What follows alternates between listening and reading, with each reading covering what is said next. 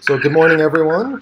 We are recording as usual, so we'll get a recording of this out to the community a little bit later on. And today we're going to have a presentation from Dean, who's going to be sharing a new design he's been working on with us. Just a couple of little things before we get into that. John, I see you're going to help with notes. Thank you very much. And we'll just cover a few action items real quick here. Alex, did you have a chance to convey the details about the badge permissions to John? Hey, just unmuted myself. No, I just didn't set up the meeting, but well, before this, I saw it in the meeting agenda and set up a meeting with John for today at 5 p.m. Okay. So we're hopefully going to be squared away. Right, Alex, is that 5 p.m. Eastern or Central? I was actually putting it in your time. That's a great question. Well, I prefer 5 p.m. Eastern, which is 4 p.m. Central. Does that work for you?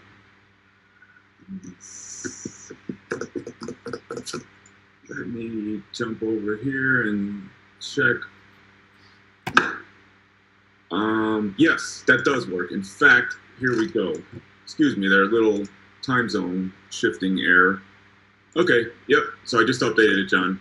Great, okay. Thanks. Next one is for me to coordinate a tour of e-NABLE Web Central for the Deloitte and Adobe teams. I reached out to Ed this morning about that.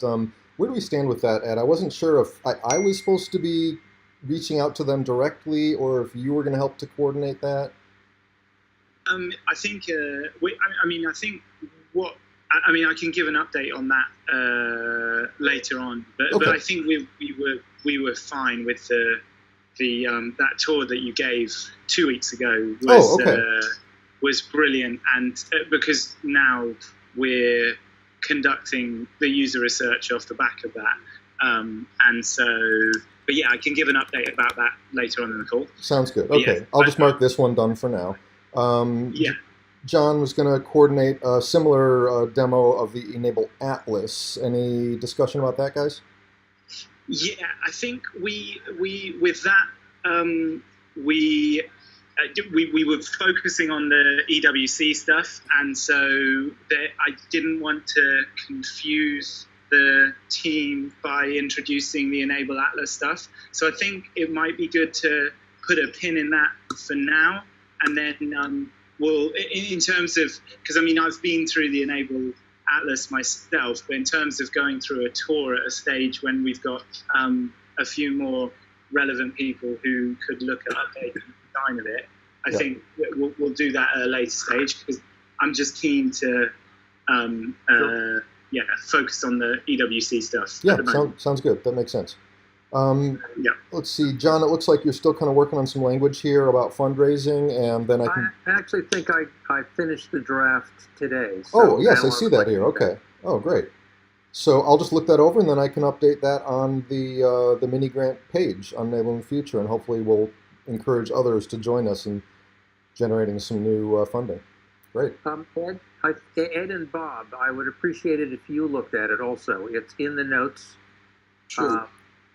So it's editable. That's right. So you guys can edit or comment directly, and then I'll factor all that in. This is the fundraising letter, John? That's right. It's item number 4 in today's notes. Okay, I'll take a look and make any comments. Thank you. Yeah, will do. Okay, thanks, guys. And then, so I'll update the mini grant page as soon as that's reviewed. And then I still have this task of sending out an email to all of our badge recipients to get their permission to share. I am set up to do that now. I have the list of addresses. I have the platform I need set up in order to send that mass mail. I have created a special form that they can go to fill out with a couple of clicks to give their permission. So everything is in place. I have not yet sent the actual email, though, so I hope to send that out in the very near future, hopefully before our next meeting. So that's the action item. So let's dive into Dean's presentation. Dean, if you want to share your screen, I can get that on the recording here. I'm going to go full screen on my end.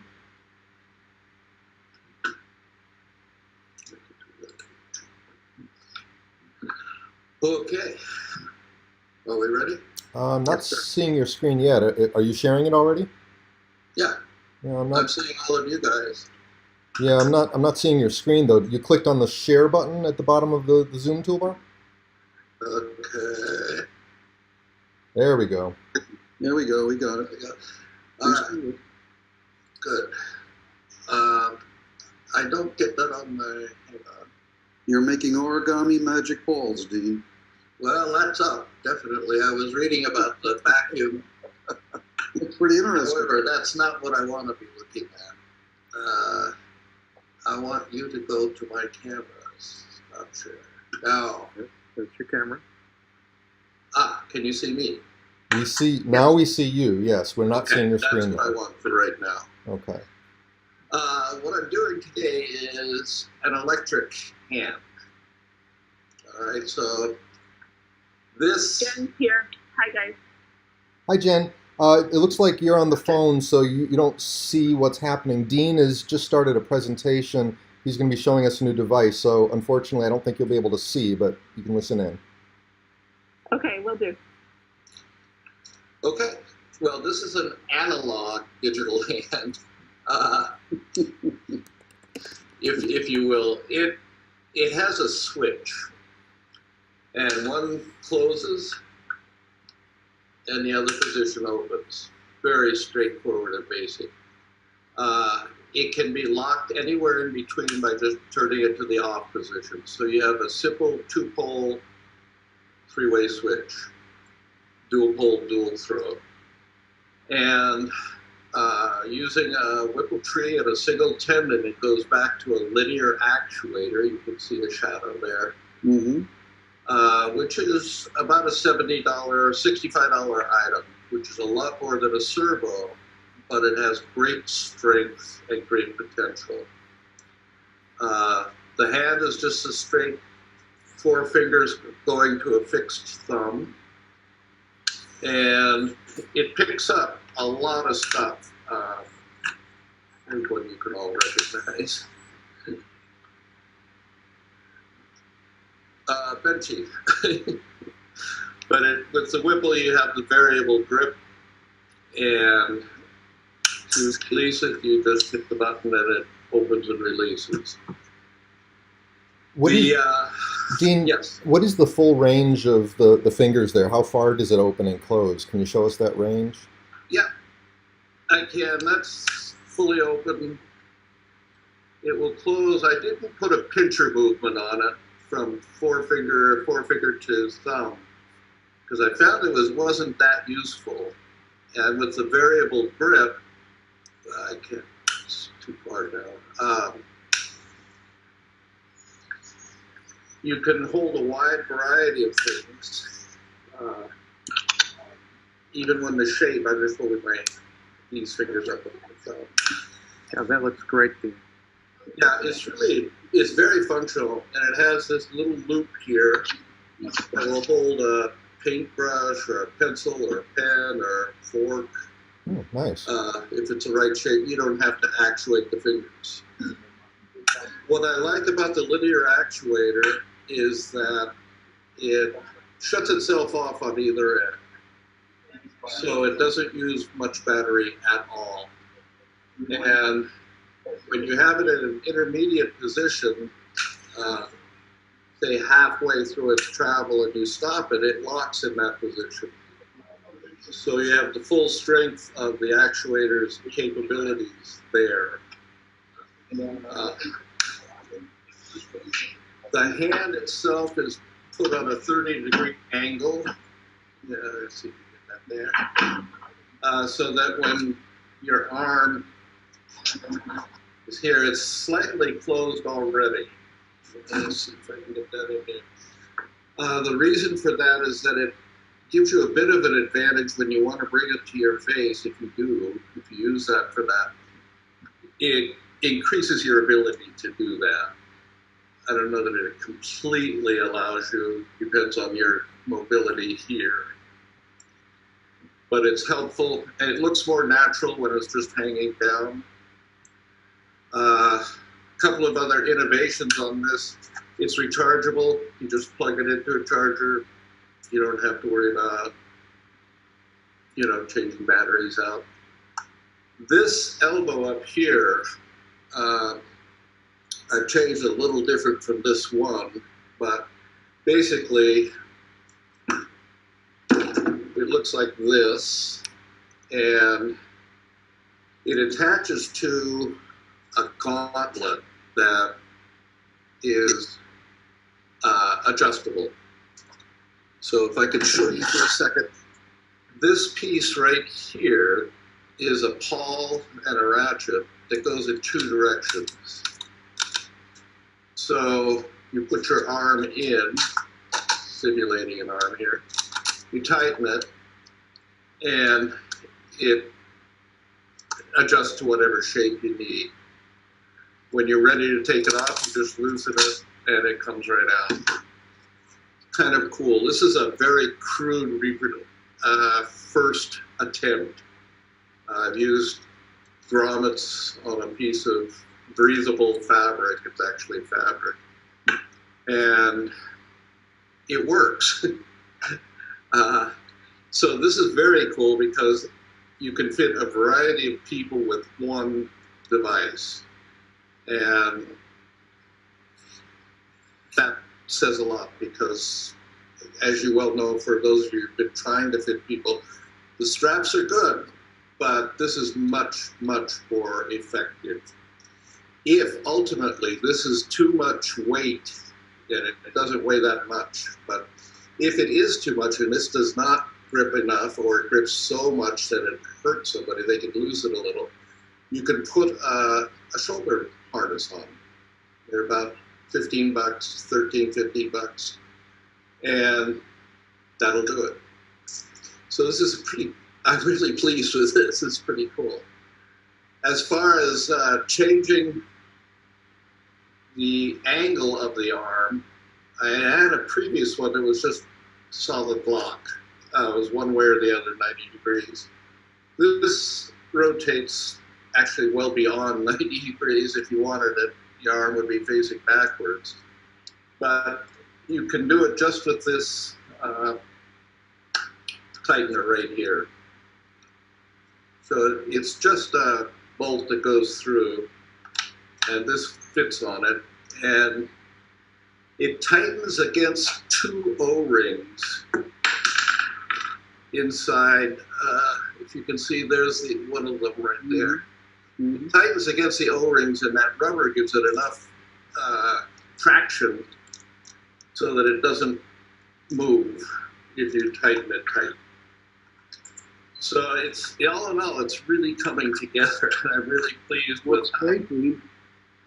Have you had any contact with Nate and his NIAP group? Because I've seen recently, I mean, this is an area I know nothing about other than reading it and marveling, but he's working on various devices that clamp, and he and some others, Chang, I guess, is involved, John, right?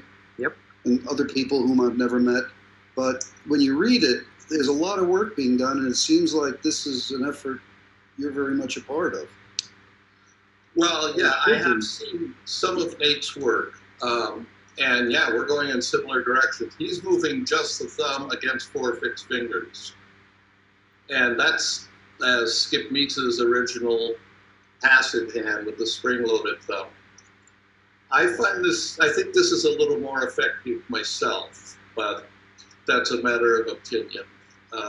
Dean, the NIOP system is sort of Quawu based and is bolt compatible with the gripper or with the Quawu.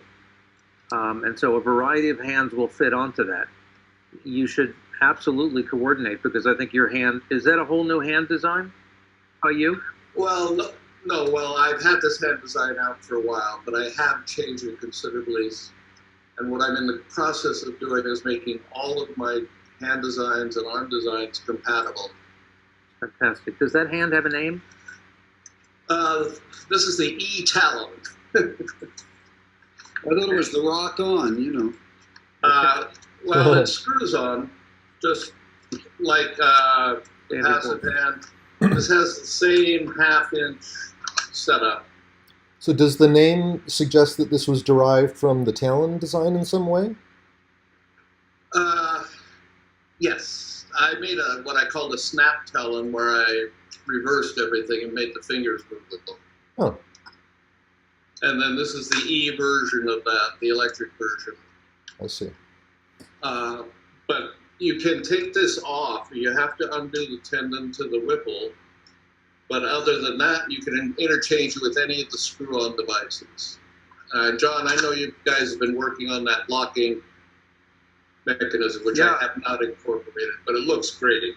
Well, the wonderful thing about what's going on is that we are moving towards modular and interchangeable components. Exactly. Now, your linear actuator on the arm looks really wonderful, as does the fact that you're moving. You've got adaptive grip moving on the fingers. This is something I've wanted to see for a long time, and it looks fantastic. The upper arm is similar in strategy to Nate Munro's Helix cuff, in that it's a tightenable sleeve.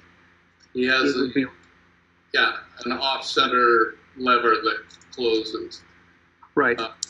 You're using fabric, which is interesting. He's using a number of plastic but flexible supports.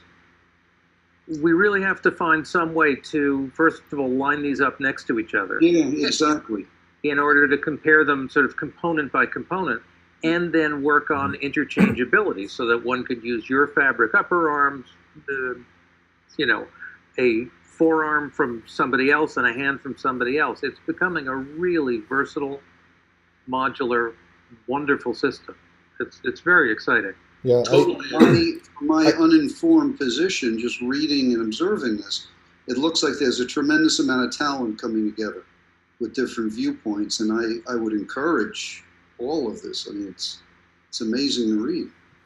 Yeah, I agree, and I just want to add that, while we're thinking about, as you move forward, Dean, in addition to what, John's talking about in standardization and modularization, I would challenge us to think about, how do I say this, like assemblability. How do we make, especially I'm looking at that upper arm portion, how do we make that, easy to assemble for a broad range of users? Maybe that's a matter of, just having good instructions, giving them clear ideas of where those materials can be obtained, etc. But what are those what are those there? Well, this just pulls off. Oh, okay. And these are just like battens in a sail. Tight fit. So this is the actual printed piece right here. Okay. For this whole arm, there are only, including hands, fingers, palm, Whipple, there are only 10 printed parts. That's great. It all snaps together. The fingers snap onto the palm, is what I mean. Mm-hmm. It's glued in, and the bolters glued in, but they are form-fit into the item. Mm-hmm. The electrical parts, what's interesting, and I say it's analog instead of digital, is because it has no Arduino, no power modular controls, all contained in the linear actuator. It's ultimately about the same price, I would guess, as all those components, the servo, an Arduino, the motor control, and then if people are going to mile sensors, but they're $130. Yeah. And frankly, in my experience, they're great in the lab and not good in the field. So I just think that this movement towards low electronic and robust components, simple, is huge. I agree completely. That's why I've been going in that direction for some time. Yeah. As a follow-on to Jeremy's comment, there's almost a technical evolution within the community that I would suspect would influence a sector of the community. I don't see everybody one day making electromechanical devices, because mechanical is still more appropriate in a lot of cases, but there seems to be a higher end segment of what we can do as a community. And I mean, this is the type of work that's going to pioneer. Well, and I have fitted one of these to a little girl down in the Dominican, and I haven't heard back the report yet. It was just a few weeks ago, but I expect to hear it fairly soon. Her gauntlet was not as effective as this one, so I fear that she may have some difficulty with that. However, as you all know, the designs keep changing all the time. And I have a lot of hope that we're getting somewhere where it's cheap. This whole hand can be produced for less than the cost of one biosensor. So it's about $100, Dean, you figure? About 120, 125. And we're, just as an FYI, I'm already working on trying to drive that price down. So we're working on, we've reached out to the vendor that you shared with me for the linear actuators. We're actually, we're sharing your work with them, your Thingiverse page. I'm going to share today's video with them and let them know what we're up to and see what we can do about volume pricing. And if we can do something good, then we can put together kits that would include all of these materials needed and hopefully at a much better price than somebody could get buying one at a time. Well, I am so glad you're doing that, Jeremy. Obviously, you're in a position that you can disseminate things at a much greater level than the rest of us. Yeah, so we're working on the linear actuator already. I'll work with you through email just to get a list of those other. It looks like just some little. I know there's a rocker switch and some basic wiring, and I'll just get a list of those little components and the bolts and things like that, and then I can start working on possibly a kit. Yeah. Dean, it looks like that arm is self-contained and could, with the right silicone or plastic envelope, actually be waterproof. Is that true? With the proper envelope, it could, definitely. I think that would be huge, both from a range of use point of view and from a long-term survival point of view.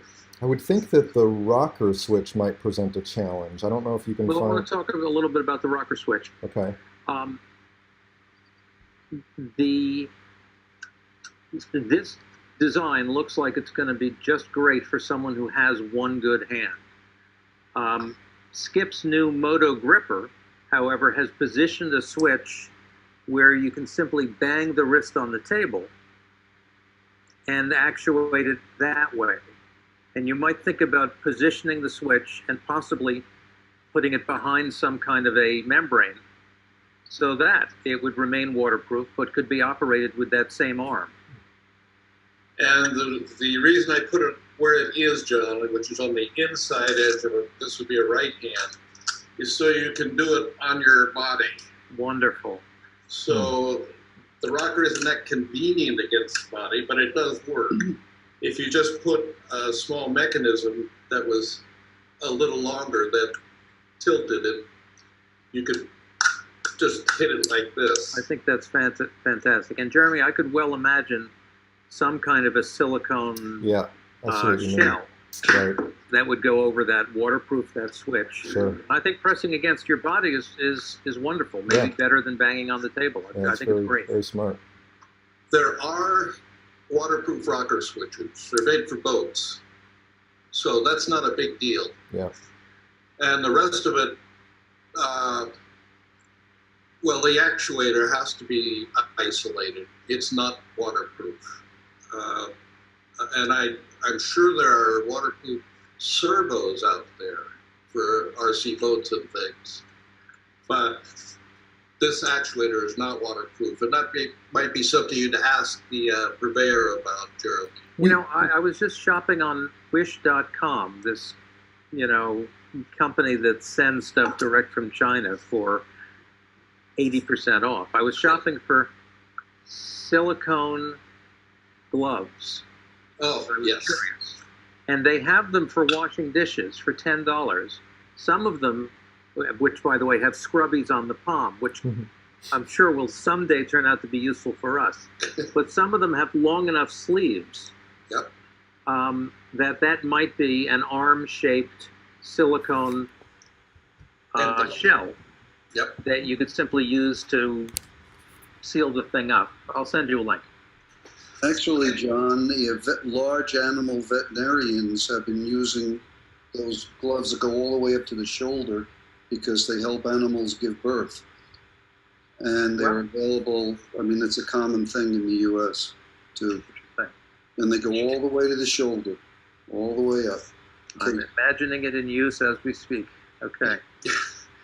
Need to check the degree of resistance that adds to the mechanism.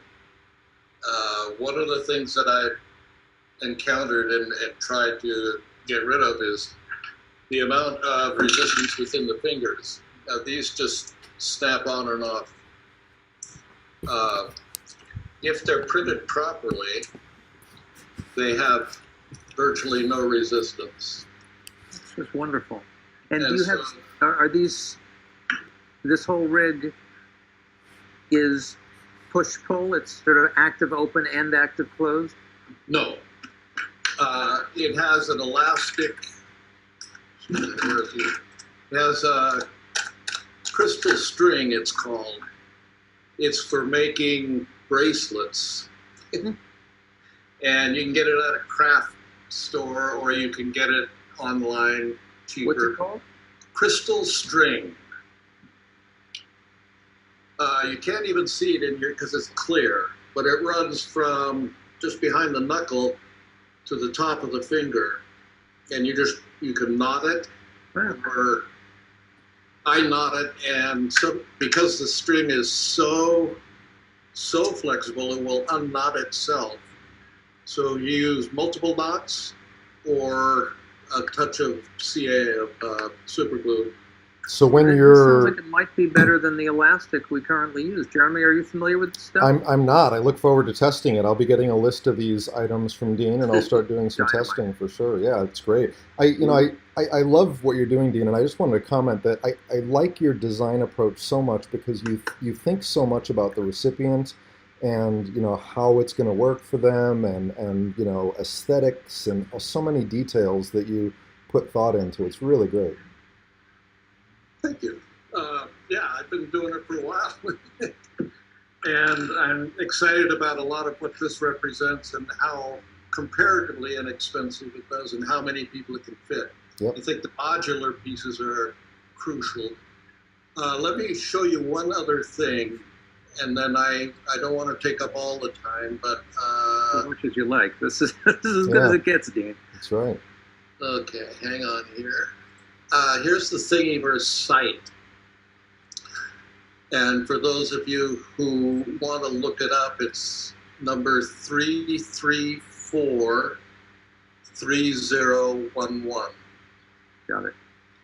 And this has all of the, it has pictures, it has a comprehensive assembly manual Oh, with terrific. photo. So that's at the very top of all files. It's analog directions. It's a document with photos that illustrate each point as you go along. So it's fairly well developed at this point. I've just uploaded the latest files this morning. Dean, I'm sure the directions are always going to be a work in progress. Could I ask maybe for you to consider uploading that in a PDF format just to make it easier for people? Yes. Great. I was just trying to get this done Of course. for this morning, but yes, I can do that. Okay, as you can see, it's already becoming popular. I can't see, but It shows 22 downloads on the document already. Oh. 21 of them were Dean. Hey, I just downloaded myself. So anyway, the one thing that is not on this site, the Gauntlet printed designs are, but I haven't done any work with the actual cloth portion. But the pawl and the ratchet are on here, and the adjustable gauntlet is on here. Wait, pawl and the ratchet are not on here. Are those 3D printed components that you just mentioned? Yes. Okay, so some of that part some of those parts are 3D printed and others are just materials that you assemble. Well, whatever you use to make the closure, the fabric portion. Okay, but then Looking at the actual canvas, The actual Yeah. ratcheting mechanism, is that something purchased or is that something you make? I made it. Oh, I wish I could purchase them because it'd be a lot easier. There are things called line tick gaiters that go around the bottom of the leg or pants, and they are adjustable with Velcro. huh. Which, if they could be adapted to something like this, that might be an interesting way to go. You could cut the sleeve off of a cheap windbreaker. Yep. Another thing that we had looked at in the past was I don't remember the name of the company that makes those connectors for ski boots that can be, tightened down. But that was an option that we looked into. We were never able to get details from the vendor as far as, how we could purchase those separately. They only made them for the ski boots, but that was Yeah, another they're pretty thing we looked. expensive, Yeah. and yet they are standard on commercial prosthetics, and they're very effective. Somebody just joined by phone. Who was that? It's Jen. I had gotten knocked off by mistake. Oh, sorry. Okay. I'll put the pawl and the ratchet on the site as well when we get done here. And that, what's interesting about that is that the battens that go into the, actually go into the gauntlet like that, they can be wood. It'll fit lath that you put screen doors on with. They can be printed flexible. I have tried them out with TPU. Works great. I would think nylon might be good for those too, because nylon is really strong but still gives you some flexibility. Yeah. I think TPU might be a little better, but nylon would certainly work. And this has, you can see it, it's attached to the batten. So you can make whatever length you need for your forearm. Some people have an amputation very close to their shoulder, others have very close to the elbow or somewhere in between. So when you make your measurement, you cut your battens to whatever length you want, whatever batten material you're using, or print them to that length, and you make your cuff comparable to those. So it's really simple. It's not a difficult process or problem at all to change sizes pretty dramatically depending on need. I still think that anyone with a very close amputation, you're going to need a shoulder harness in addition. But outside of that, this has fabulous potential. For a forearm gauntlet, it's the same thing. Whatever size you need, it can be adjusted or cut, even on site, to make it. And if it's a short one, again, very close to the elbow, I have a ratchet and pawl system, not here at the moment, that has a clip-on mechanical actuator. So it just pops on and is held with a harness around the elbow. And then you can do the mechanical actuation with this motion, just like the regular hands. So it doesn't have to be electric.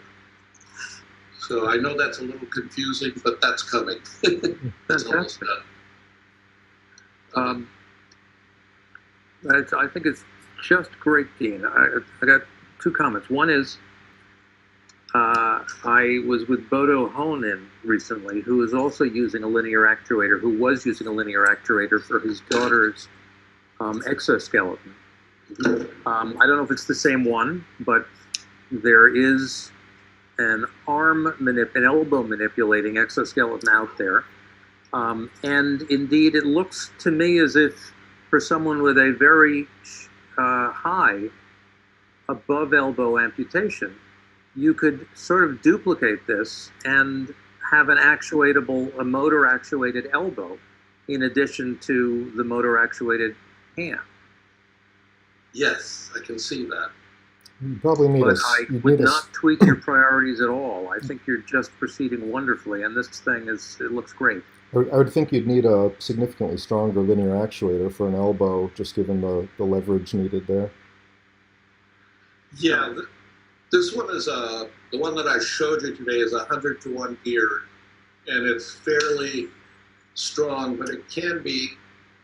Well, I'm pushing against it as hard as I dare. It is a little slow in actuation, which isn't a bad thing necessarily. But the next one I have that I've installed in this new one that I haven't put a battery in yet, this has a 63-to-1 gearing. So it's 30% faster, basically, and a little less strong, but it should be a good thing. So I don't know if the 100-to-1 would be adequate for an elbow. Okay. But there is that, we could find a way. You can always gear it even lower, but the actuators themselves come in a 20-to-1, 63-to-1, 100-to-1. I chose the 100 initially because I wanted torque, and the comments that I've gotten is that it's a little slow. Not bad. But the 63 will be better. So there are lots of directions to go, but I think we're getting to the modular point, and that's what's so exciting to me is that you can do this stuff on site. You can build components ahead of time and fit people right as you're doing it. We have a volunteer group down in the Dominican right now. There's a dozen of them, and they are just Dominicans who want to help other Dominicans. And they've started a group called Central Protesis. And Central Protesis is, they go out, they will measure people, they will fit people, they will follow up, which is huge, and give us data on what's working and what isn't working. And they will do repairs as necessary or as possible. It's just they're a fine group. The Dominican is not quite up to 3D printing their own stuff yet. They're getting there, I hope. But we can support them from here now. And so I can show them how all these work online. And they can do the actual work down there. So we may not have to keep making trips down there, which is expensive. And they want to go farther and farther afield. I think they're going a little too fast in that, but they're doing a really good job, and they're very dedicated, and it's been a real pleasure working with them. So having that in place on site and having these modular things available to them to do on site, I think is going to make such a difference. Our last trip, as I told you before, we had 120 people that we measured and took pictures of and made written documents about describing what they need. Our next thought is scanning. And if we can get that iPhone scanner going effectively, that would be great. There's also a thing called a smart sock, which I haven't even seen, but I just heard of it a couple days ago. And it's a sock that scans. Basically, you put it over the thing and it gives you the measurements relative. And you make a mesh and off you go. Wow. Indeed. So I know nothing about it, what it costs, where you can get it. I know it exists. So that's pretty much where I'm at. And I don't know, any questions? Well, many, but that can be offline. What's that, brother? Many, but that could be offline. Oh, okay.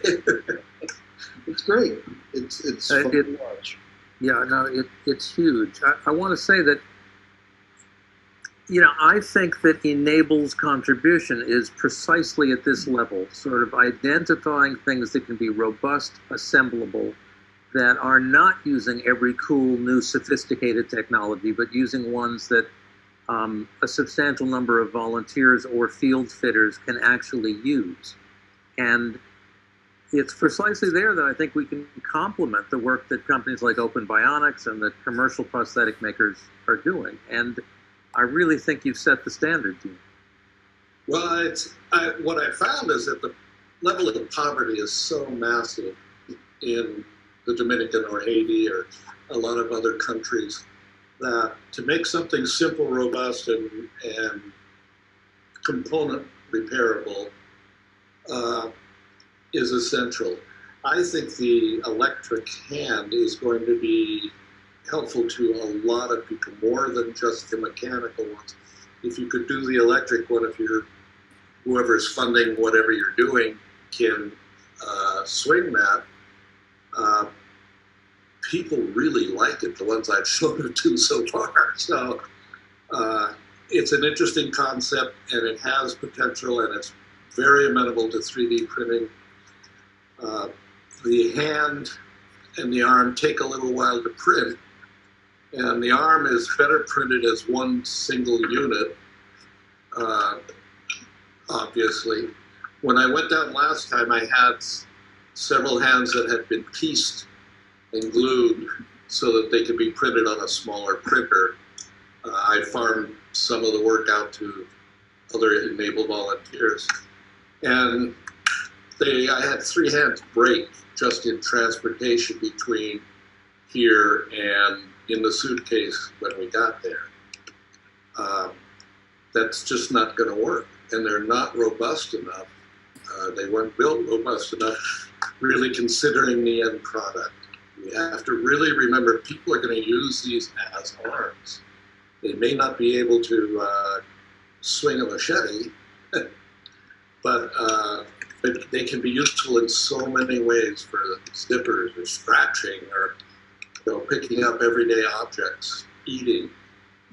And those are the kinds of things that a robust, as John put it, which is a great word, easily replaced or repaired and inexpensively maintained. Just plugging it in to recharge it, great. Dean, have you thought about what the price point needs to be for the adoption you want to see happen? Well, I'm working with the Rotary Club here in Portland, and their belief that is not everyone can get an electric hand, but they can do a lot of them. They were, before I got involved with them, they were paying $50 a unit for an LN4 hand. The LN4 has a brilliant locking mechanism for the terminal device. It's great. It ratchets closed, it holds, you just press on it to release it. Has 4 interlocking fingers, that 2 against 2. It's a brilliant end of terminal device, but the rest of it, it's only one size. So you can fit a short forearm, you got a very tiny arm up here. And if you fit if it's a long amputated near the wrist, then it's pretty normal. But if it's amputated near the elbow, then you just have this little short LN4 hand. So, and it doesn't look right. So people were rejecting it on that basis. These that look a lot better, they're never going to look like a real hand. But I think this last trip, you weren't at the last presentation, John, but I have no complaints, not one, about color or look. And that was huge. You know, even if the device didn't fit as well as it really needed to, there was no complaints about wearing it. So maybe a $75, because of the premium, a $75 price point for somebody assembling it. Well, if Jeremy can get the linear actuator, retail to me is $65. And there's a cable adapter that's another $5, or $3 actually. So it's 70, and then shipping. another 6. There's switches, there's battery, right? I mean, Yeah, and then if you got to factor in the cost of your actual 3D printing materials if you really want a realistic, you're up, you you're up know. at 100. Yeah, so we'll do the best we can to bring it down, but I don't know if we can get it that low. We'll see what That's we can great. do. Yeah, But, I you know, don't know if we can get it that low. But Dean is pointing out that there's a potential model in which Rotary clubs sponsor these devices. Hmm. And these devices are reaching a point of aesthetic and functionality, and I am hearing and guessing acceptability, enthusiastic acceptability in the field. So I Right. wouldn't be surprised if we couldn't replicate and scale up Dean's You're- system and process, which includes the alliances with Rotary Club. You're right, John. In fact, I didn't think of this, I already have an alliance with the Million Waves Project where they're sponsoring e-NABLE kits for people as long as they have a recipient in mind. They have funding where they will actually pay for the kits. I would be very willing to bet that they would be happy to, include this new design, even if it is, $100 for a kit or something like that. As long as they know that it's going to be donated to a recipient, I suspect they might be willing to back that kind of a program. So I can explore that with them once we have this put together. Yep, there's a segment that's going to be serviced by this. That's right. Mhm. And Rotary has a couple different schemes that they use for financing, but there's a local club which gets all the donations from its own members. There's a district fund that they can get up to like 10,000. There's a lot of hoops to go through around that, but the district fund can support that club so that other clubs can get in on it and contribute. And then there's the international fund, and that you can get. They don't do things less than 30,000, somewhere around in there. It's a lot of So arms. Dean, you sound like a true Rotarian. You're familiar with the organization? Just from working with them, I am not a Rotarian, I see. and they have certainly offered me the chance to be a Rotarian, but I'm a lousy club person. Well, I think the time has come. We need someone on our team who is also a Rotarian. I think it would be just fantastic to have someone help you make visible your whole sort of system, social as well as technical system, and then to try to pursue a relationship with Rotary clubs around the world. This is exactly the kind of thing they want to do, and you're making it very easy for them to do palpably wonderful things incrementally. And so, again, you're spending your time just the right way. But I'm beginning to think we need a Rotary mole to sort of understand more about what you're doing, and then to build on it without breaking any eggs. Well, yeah, I'm happy to help in what regards I can. I mean, if you guys want me to join the Rotary, I can do that. I'm gonna. All right, I am officially asking whether there are any enablers who are already Rotarian. We'll see how it goes. Yes. All right, so Dean, this has been wonderful, and I know that there are probably a lot of questions. Maybe we can do some additional follow-up offline because I only have about 5-10 minutes before we need to wrap here, and I'd like to cover a few other things. Great, great work. Yeah, thank you so much, Dean. That's wonderful work. We salute you. Thank you. If you want to go ahead and turn off your screen share, I can get my regular view back here then. There we go. Okay. All right, so we're not going to have time to go through our usual stuff, but there's a couple things I think it's worth touching on. I'd like to talk a little bit about the new platform on WikiFactory and how that's going and some of the things that we have in the works there. And I'd like to give a couple of updates that are badging related, some changes that I've made recently. And then we can maybe do individual updates sort of as time permits, if that's okay. So WikiFactory, I mean, I don't know how many of you have had a chance to get in there yet. I think it's working out really well. So thanks to John for getting that all together and getting a successful migration done. We have made a number of sort of feature requests and enhancement requests, which they've been very receptive to. That's very encouraging. So they're already addressing those things. What do you guys think? Others have anything you want to talk about as far as WikiFactory goes? I joined and get updates, and it seems to be interesting and working. Okay. Yep.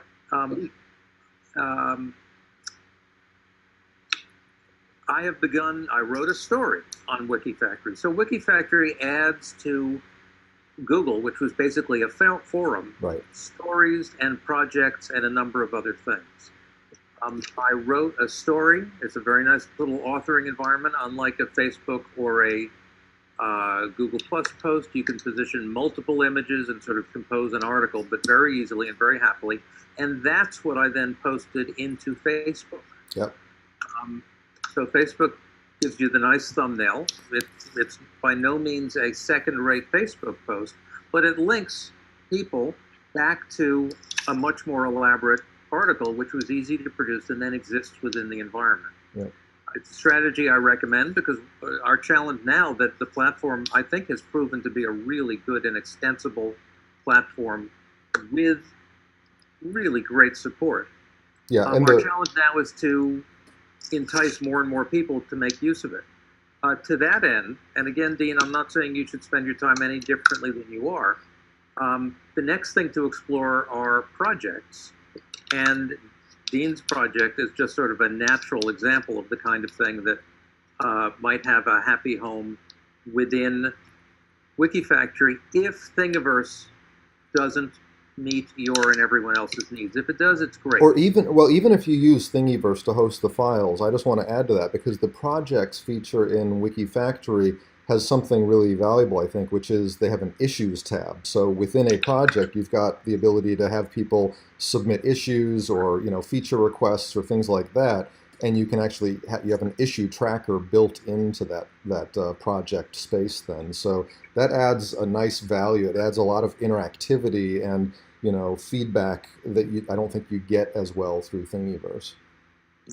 So it's an incremental process, but my plan for world domination is to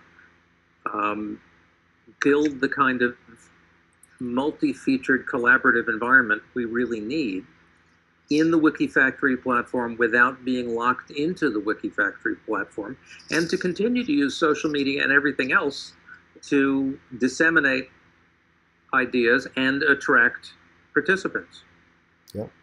And just one related update on the badging front, I found, and I didn't think of this up front, but when we did the migration to WikiFactory, I realized we have these badges for, joined the Google Plus community, introduced self in the Google Plus community. So I had Jen create new badges for joined the the e-NABLE community on WikiFactory and introduced myself on the WikiFactory forum.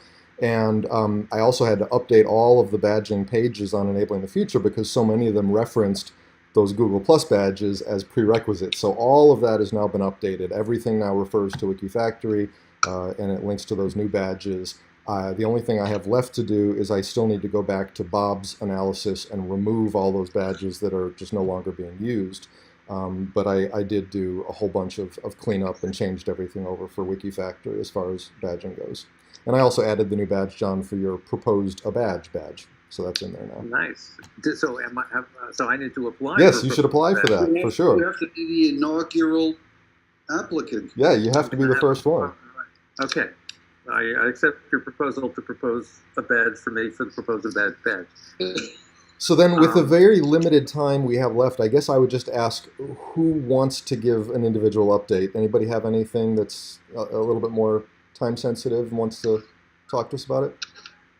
I was just going to quickly update on the stuff that we have that we're looking to do. I said that we'd have the cases up by this time, but actually, what we've done is what we're looking to do is part of the rather than putting our cases up ourselves, we're going to use it as part of the user testing process for the usability of EWC. So the team are kind of working with Adobe, and our user experience team are working together to put together like a survey around that we'll test out with our own cases first, but then potentially it would be great to maybe roll that out with some cases that members of the SPC and maybe other ones, so that we could fill out that survey and get kind of a broader, because obviously that's relatively UK focused. It would be good to get some broader responses to that. But just as kind of an MVP, we wanted to just trial that survey and just test the usability and get some initial results for that. And then we'll do a similar thing for creators as well, that we'll send out. So yeah, and then there is also some more stuff on the Dell side. They're really keen, but I think I just need to connect them in with you, John, and just have been looking for a free minute to just do that.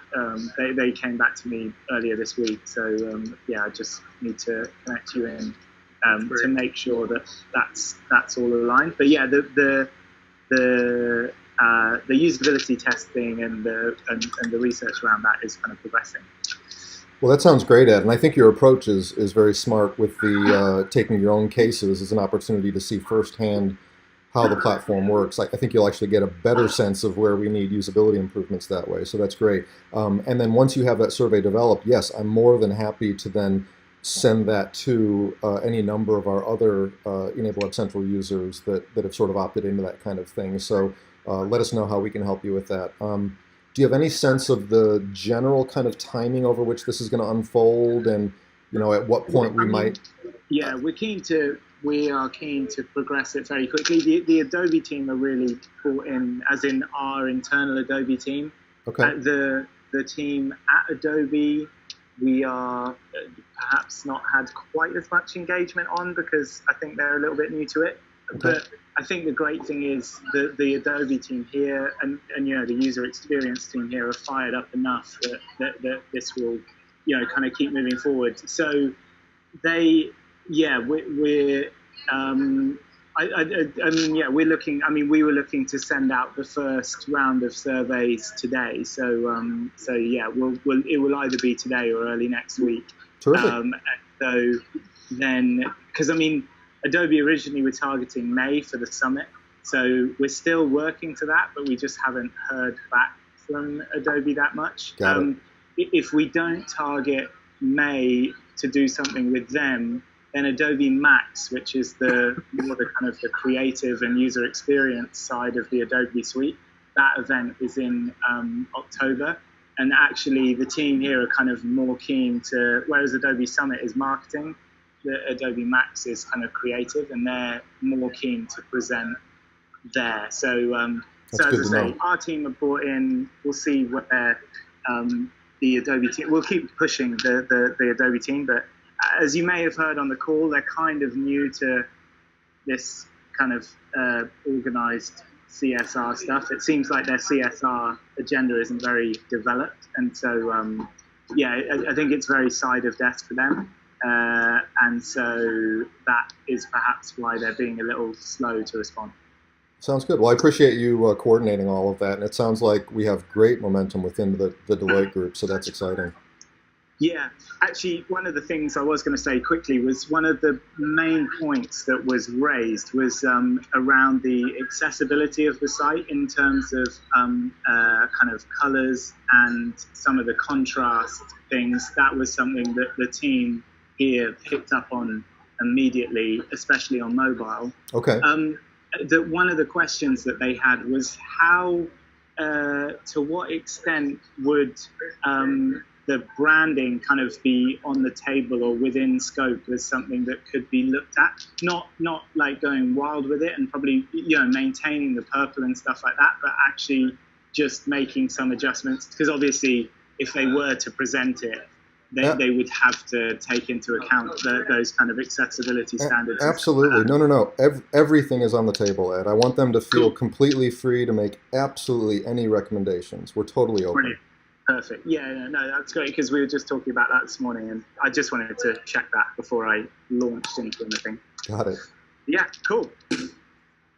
Great. Well, I'm looking forward to that. It's very exciting. Who else has updates that they'd like to share before we wrap for the day? I just have a comment. Oh, I'm sorry. Well, all right. Jeremy, I'm wondering if you can join Alex and me in the badging discussion at 4 o'clock today. You don't have to answer now. No, I already know that I'm available. Yes, I can. Great. Yeah. The comment I was going to make is I saw from a Yale University alumni newsletter, not for me personally, but somebody handed it to me. And you may know this already, they have a robotics laboratory, and they have open source robotic hand plans and assembly instructions online called Yale Open Source Hand. So you Google that. Apparently they have 5 designs of robotic hands they've developed. Just throw it out. Bob, that sounds like a public forum post for WikiFactory that then gets contributed into the e-NABLE R&D at the Facebook R&D community. Well, I will do that. It's amazing who's working on things these days. And Great. So very cool. Anyone else have anything? Okay, I think we're going to call it a wrap for this time then. There are other notes in the agenda if you care to browse through there. Everyone has edit privileges, so feel free to update as you need to. And the rest will... Yeah, I was going to interject something. We pushed another release out to fix some live issues with badges updating. So if anybody saw issues while using EWC, we've addressed that. And there's other patches, but I don't think we're squeezed for time right now, so I could just save those for next week. Sounds good. Okay, thanks everyone. Dean, again, thanks for your presentation. That was great. Excellent. Have a good week, everybody. Bye. Thanks, guys. Okay, bye.